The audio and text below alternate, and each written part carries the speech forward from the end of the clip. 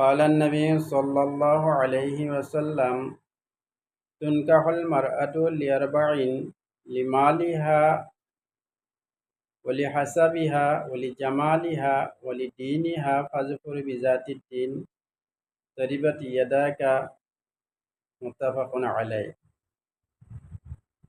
নিকাহৰ সময়ত ছোৱালীৰ ক্ষেত্ৰত প্ৰিয় নবী সাল্লাল্লাহু আলাইহি ওয়াসাল্লামৰ ঘোষণা, তোমালোকে চাৰিটা বিষয়ৰ ওপৰত গুৰুত্ব আৰোপ কৰিবা।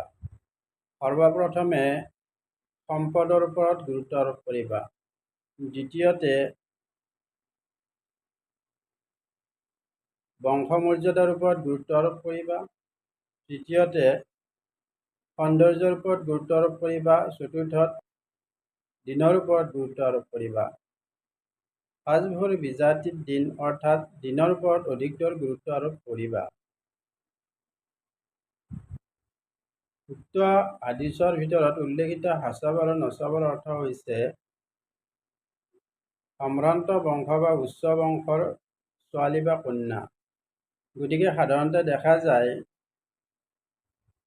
যে প্ৰায়বোৰ মানুহে এনে উচ্চ বংশৰ ছোৱালী বা কন্যা বিয়া কৰাব বিচাৰে, যাৰ জৰিয়তে তেওঁৰ পিছৰ প্ৰজন্মৰ অৰ্থাৎ সন্তান সন্ততিৰ ক্ষেত্ৰতো যাতে উক্ত উচ্চ বংশৰ মৰ্যাদা তথা প্ৰভাৱ সদায় অটুট থাকে। সেয়ে প্ৰিয় নবী সাল্লাল্লাহু আলাইহি ওয়াসাল্লামে কৈছে, নিকাহৰ আগত ছোৱালীৰ উচ্চ বংশৰ বা সম্ভ্ৰান্ত বংশৰ ওপৰত যাতে তোমালোকে গুৰুত্ব দিয়া। গতিকে দেখা যায় যে প্ৰায়বোৰ ক্ষেত্ৰত উক্ত চাৰিটা বিষয়ৰ ওপৰত সকলো মানুহে গুৰুত্ব দিয়ে নিকাহৰ সময়ত। অৰ্থাৎ কোনোবাই বিচাৰে ছোৱালী উচ্চ মৰ্যাদা সম্পন্ন বংশৰ হোৱাটো, কোনোবাই বিচাৰে সম্পদশালী হোৱাটো, কোনোবাই বিচাৰে আটক ধুনীয়া হোৱাটো। কিন্তু আল্লাহৰ এনে কিছু বান্দা আছে যিসকলে ছোৱালীজনী নেককাৰ বা দিনদাৰ হোৱাটোহে বিচাৰে। সেয়ে প্ৰিয় নবী সাল্লাল্লাহু আলাইহি ওয়াসাল্লামে কৈছে যে তোমালোকে নিকাহৰ ক্ষেত্ৰত কমপক্ষে বাকীকেইটা নাপালেও দিনৰ ওপৰত অধিকতৰ গুৰুত্ব দিবা, কিয়নো দিনদাৰীৰ ওপৰতে উভয়জাহানৰ সফলতা নিহিত আছে। বিয়াৰ পিছত সাধাৰণতে এজনী নাৰীয়ে এজন পুৰুষৰ তুলনাত বহুকেইটা গুৰুত্বপূৰ্ণ ভূমিকা পালন কৰিবলগীয়াত পৰে। যেনে তেওঁ স্বামীৰ ক্ষেত্ৰত যেনে আদৰ্শৱান স্ত্ৰী, ঠিক তেনেধৰণে সন্তান সন্ততিৰ ক্ষেত্ৰতো তেওঁ আদৰ্শৱান মাতৃ। তাৰোপৰি পৰিয়ালৰ কাৰণে যেনেধৰণে আদৰ্শৱান গৃহিণী, ঠিক তেনেদৰে আদৰ্শৱান বোৱাৰী হোৱাটো তেওঁৰ জৰুৰী।